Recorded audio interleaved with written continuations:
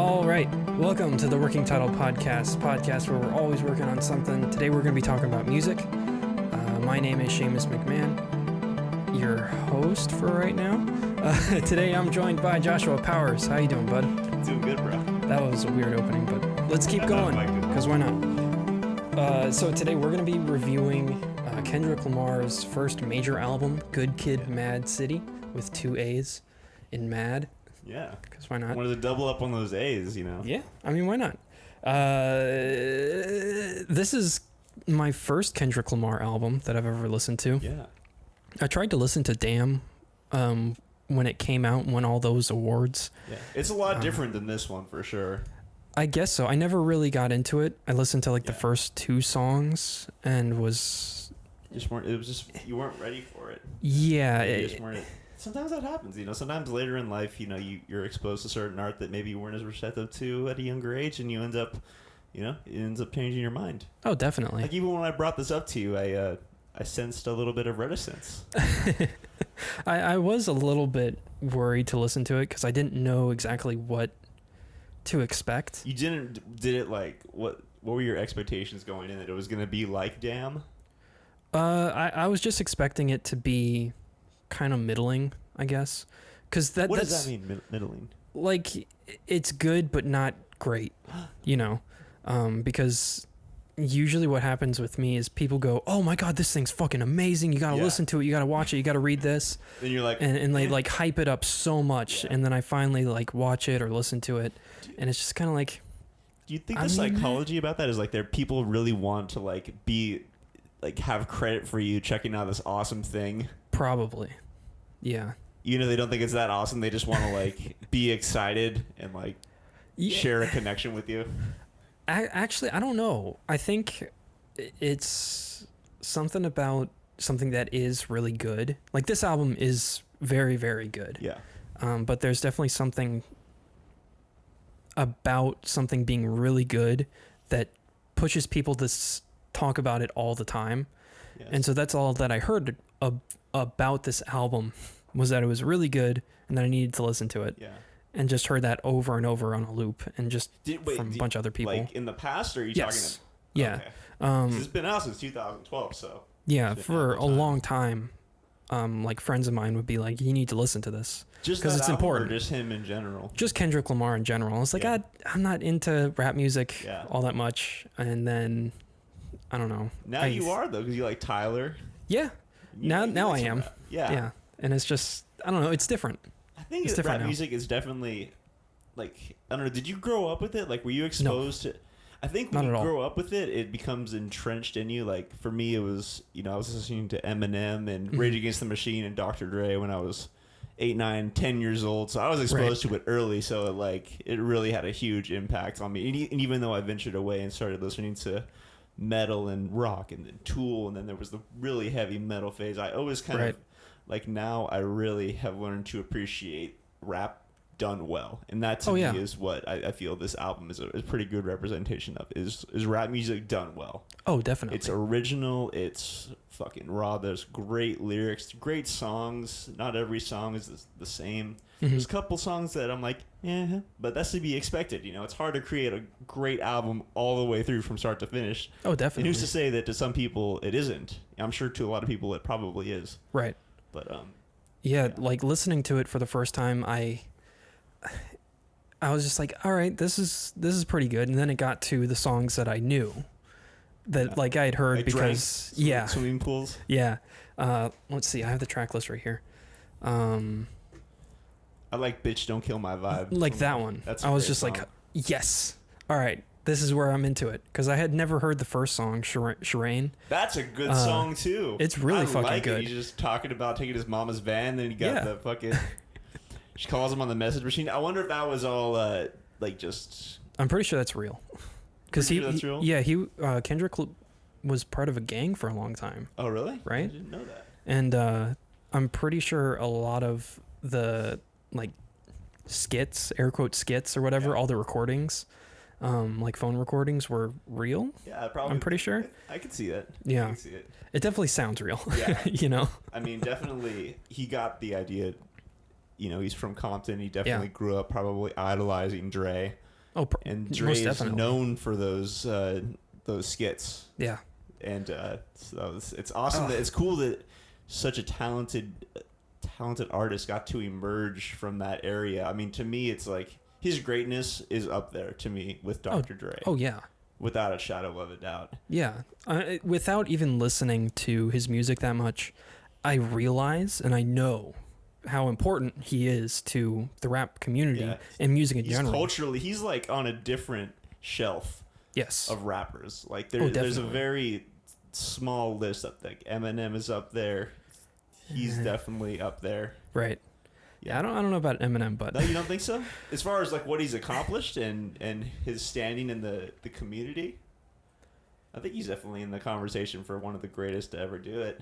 Yeah, sure. I guess so. Dr. Dre, Snoop Dogg would certainly be up there. Yeah, in that level. Early West Coast, East Coast people. For sure. You know, I don't know about Eminem all that much. I like some of his music, but you're not a big Eminem guy, and that's okay. We can agree to disagree on that one. Yeah, I think he's a little overhyped, but that's a whole different conversation. Okay, okay, where were we talking about? Kendrick Lamar, and it like his stance within the he's just on another level, world. Which is crazy because he kind of came out with this album and just started breaking down shit with that swimming pool song. I remember being obsessed with that song for like 8 months. When it came out, I just loved everything about it at the time. I still love it now, but I've played it so much that it's like I need to like just not listen to it for years. Right. But I just remember being so stunned at how good the production was. Like the chorus has these great delay that's happening on the snare and just this really cool instrumentation, really cool exotic, sophisticated, well-crafted sounds in the choruses, and just all the little attention to detail. His vocals, I was like, at the time, I'd never heard rap music kind of done like that before. Yeah. It was like super high fidelity. Well, that's a lot of Flying Lotus stuff. Cause, do you know who Flying Lotus is? I've heard of them. He's a producer for a bunch of different people, and he makes his own music that's... He worked with Kendrick Lamar on this album. Oh, really? Nice. I think he made Bitch Don't Kill My Vibe. Oh, nice. I remember seeing him at Austin City Limits and like caught the last like couple songs of his set. Really good. Really fucking good. Like fantastic electronic music. And the last song he played was a Kendrick Lamar song. And he was like, I bet you didn't know I produced this, and just put it on and like walked off stage. It was really fucking cool. Oh, that's awesome. What a dick move, but in the coolest way. Oh man, he's so fucking good. Yeah. But I'm almost positive he worked with Kendrick Lamar on producing a lot of the stuff on here, which if I'm correct, that's why it sounds so good. That's like, it's so cool to me to see, because he released his first album, his independent release, but then he really, he signed to Interscope and then put together this album with a bunch of heavy hitters. So it's cool to see like, because this album it's great, but it's also a product of his collaboration with so many other great producers, and I'm sure. Oh yeah. I mean, that's just such a beautiful thing. Such great art happens when you put all those creative minds behind, especially like behind a new kid like that, coming out, just giving him access to all the legends, giving him a proper budget. Like that's amazing. That's incredible. It is. It's so cool that they like believed in him and really pushed him to, Oh yeah. Awesome. Because, I mean, how can you really ever know if you're signing an artist like that? They're coming from nothing, and maybe they show some promise, but do you ever really, like, guarantee that they're going to fucking go all the way like that? I don't know. It just blows my mind. Yeah, I guess so. I mean... Interscope and Aftermath and Dr. Dre have done a pretty good job of that. Yeah, it seems like it. Yeah. And it goes back to, like, Nirvana, like, who Sub Pop signed this kind of small band from Seattle, and they blew up. They changed the entire world. It's crazy. So it's just the good shit comes out of nowhere. Yeah, it's a gamble. Yeah, lightning in a bottle, right? Yeah, it's fucking crazy. Okay, so what would you, in the interest of just of giving a short, concise review, what do you give this on a scale from 1 to 10?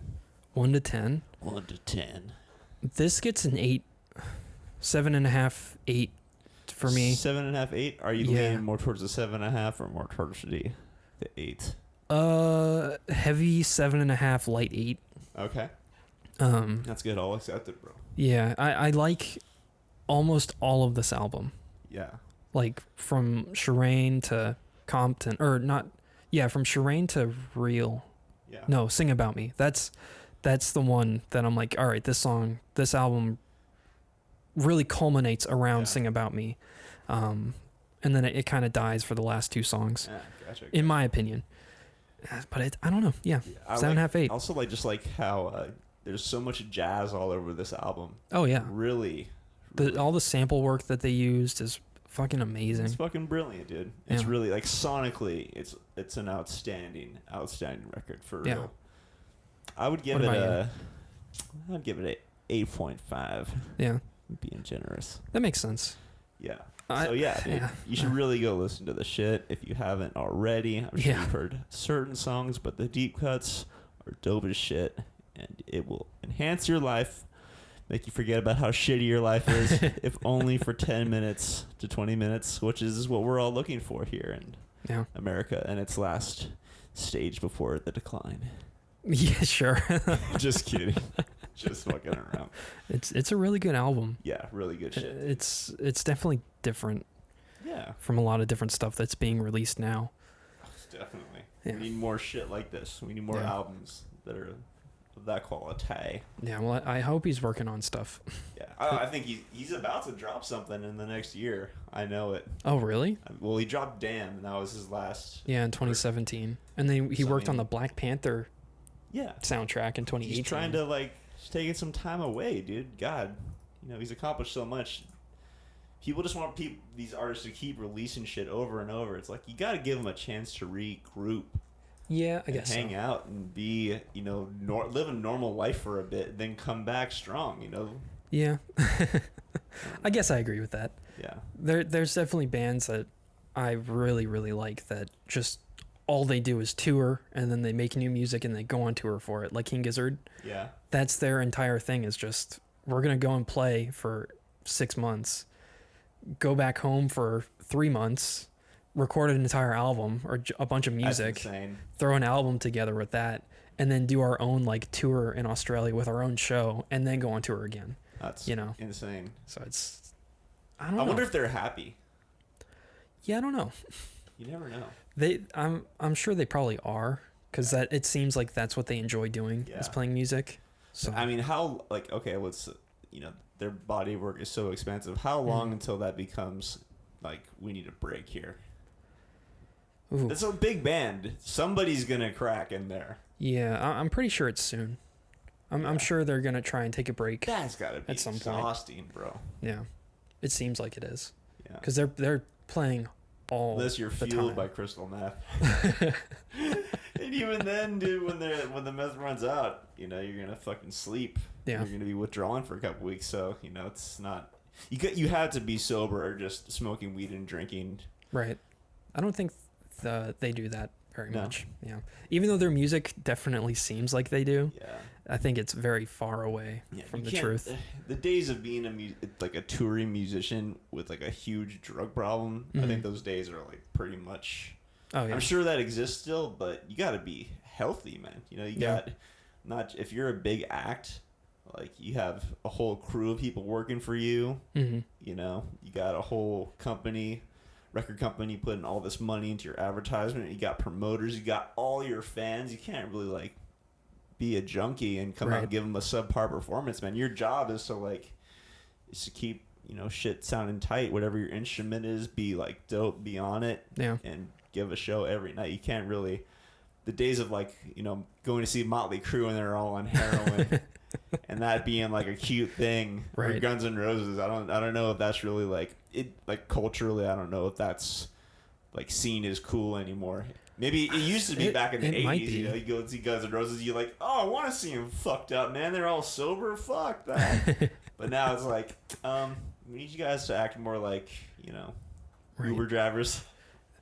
Or just respectable humans. Or respectable, humble, cool human beings. Yeah. You're getting paid shit tons of money to perform for these people.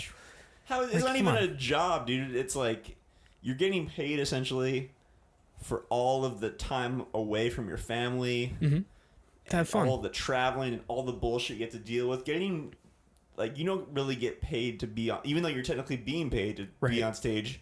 That's the kind of shit that you dream about when you're a kid holding a goddamn tennis racket pretending you're a rock star. Yeah. You know what I mean? 100%. So yeah, dude, you're not getting paid for that. That's just fucking icing on your cake, bro. Yeah. Man. Yeah. So anyway, go check out that good Kid, Maad City. We should do To Pimp a Butterfly next, because that's the one that I hear so much about from everybody. It's like, it goes from Good Kid, Maad City to Pimp a Butterfly is just like a step above. And then Damn got every single award it could have won, you know?